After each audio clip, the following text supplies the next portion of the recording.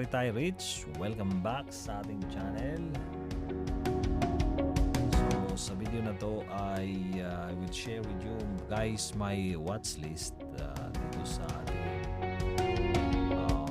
Instagrams. Dahil since pula yung market noong Friday at nag-recover siya ngayong Lunes, let's try to catch some bounce, okay, using traders den Fishball strategy, no? So kanina nag-screen ako ng stocks using Fishball strategy at ito yung ating mga na-screen, no? Ito yung nasa watch list. So let us review this stocks kung bang potensyal na entry. May trade bukas, araw ng Martes. At matagal-tagal na rin akong gumagamit ng strategy na to at try natin i-trade bukas kung meron tayong ma-entry. So isa sa una sa aking listahan ay si Premier Horizon Alliance. So isa sa mga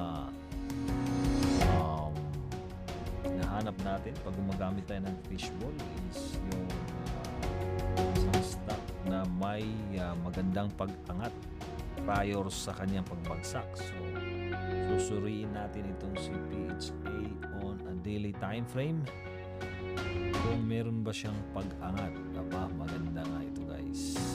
Itong si PHA ay merong uptrend na run, no? Meron siyang ilang araw na pag-angat at very crucial dito is yung dalawang sunod, no? Pagtaas at hindi basta pagtaas yan. 6% itong isa, okay, noong February 22 at 10% noong February 23 at doon na bumagsak ito noong Friday 24. Okay, at sorry, itong itong 24. Itong 28 ay tuluyan pa rin itong bumagsak. Hindi pa rin siya nag-recover. So dalawang sunod na pagtaas, dalawang araw na pagbagsak.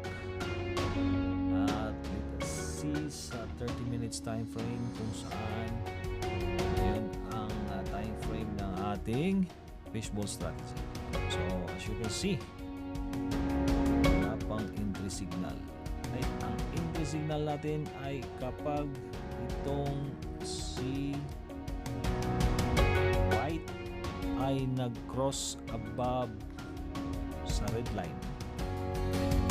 So kagaya nito, this is an example of buy signal. Pero mas ideal pagka talagang bumaba siya sa Fisher lines. Lines na ito dapat itong line na ito, itong Fisher at saka yung trigger, ay maganda pag nasa baba siya itong mga line na to, gaya nito. So pag nakita tayo bukas ng ganitong pag-cross ng Fisher line sa trigger line, it's a buy signal. Tingnan natin yan bukas. Next dito sa ating listahan is si Dito. Okay, itong si Dito naman ay tingnan natin sa daily. Ayun, may dalawang pag-angat, tatlong pag-angat itong si Dito. Tapos tatlong araw na palang sunod-sunod itong bumagsak. At ang bawat angat nito ay merong 2%, ito 13%, ito 4%, tapos bumagsak ng 4%, then another 6%, then another 375. So mga key levels dyan, mag-hold ba siya dyan, susupport ba siya dyan? It seems yun na nga nag-support dito sa line na to. Meron siyang support. Ayan, meron siyang support somewhere here. At yun na nga, nag-bounce siya. At titingnan natin sa daily or sa 30 minutes time frame. Okay, muntik na siyang mag-cross dito. Pero hindi nagtuloy at tuluyan siyang bumagsak sa ating Fisher line, which is good. So, nag-cross na yung white, nag-umpisa na. So, ang magandang stop loss dito siguro is dito. Ayan, sukatin natin kung saan. So, malalim na masyado yan. Hindi natin run point. So, lang. Kasi ang signal naman na ito, pagka sell signal pag ganito, cross naman pababa. Pero mas mainam na rin yung maglagay ka ng malinaw na exit point. Reversal to eh. Counter trend to. Parekoy. So kailangan nating magiging matipid sa risk nito. Dahil talagang malakas yung sell off nito. So ang ating hinuhuli lang dito ay yung talbog, no?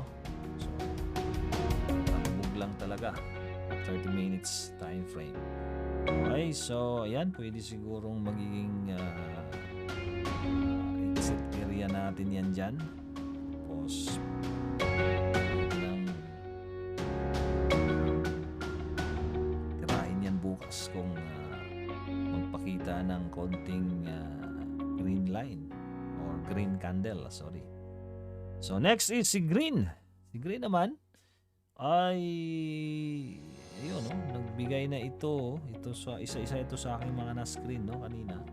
So nagbigay na ito ng signal. Tsaka ilalim na talaga siya ng ating mga lines na yan, no? At itong si Trix naman ay pointing upward. Ayan yung isa sa mga confluence yan. Tingnan natin sa daily kung anong meron ngayon. Umakyat din to, may run din to ng pag-akyat. Kaso sa 3%, ganun ka ano yung pagbagsak na ito. Pero let us see kung alin maganda. Yung volume niya malaki sa 30 minutes. Okay, maliliit lang yung volume niya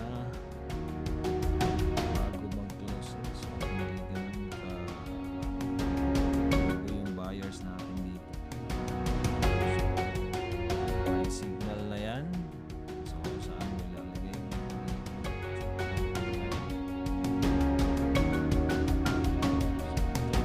resistance pa rin ito eh, no?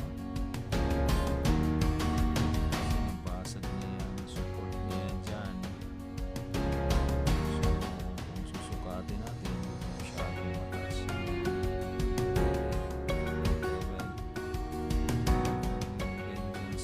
Siguro masyado ng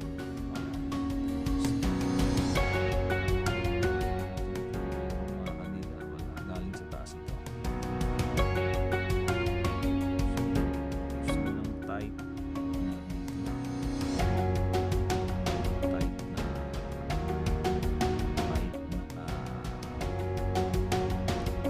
risk lang. Hindi.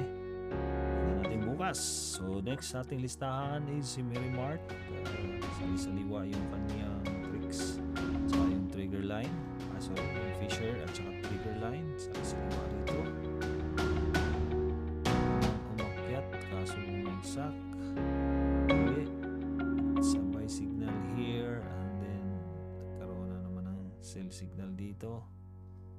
Maaaring bumagsak or hindi, nag-cross pala ito paakyat. So I don't know kung magtuloy. Hindi siya ganun kaganda dahil nasa itaas pa ito.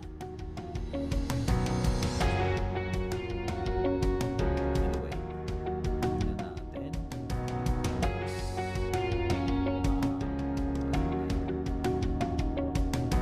Ang stocks na yan.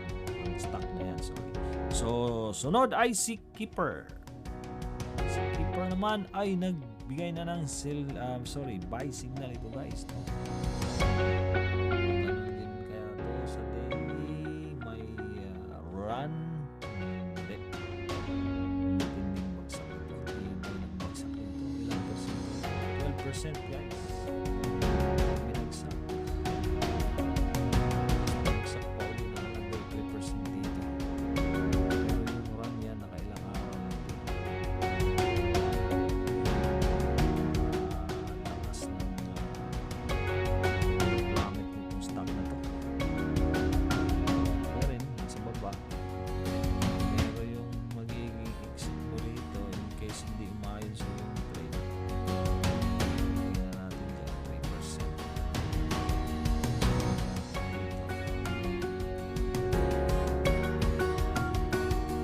At ito more than 10 million 1 million lahat ng mga na-screen natin na stocks itong Lunes, no, yung kanyang trading last trading niya which is yung Monday ay meron itong mga value na lampas 1 million. So ito yung mga pinili lang natin. Madali tayo maka-exit, madali tayo maka-exit. Okay, so yan yung aking watchlist mga kapatid para bukas. Let us see ano sa tingin ninyo sa inyong application ng Fishball strategy. Pasok ba yan? Trade at your own risk. Good luck sa atin bukas. Thank you so much for watching. Bye.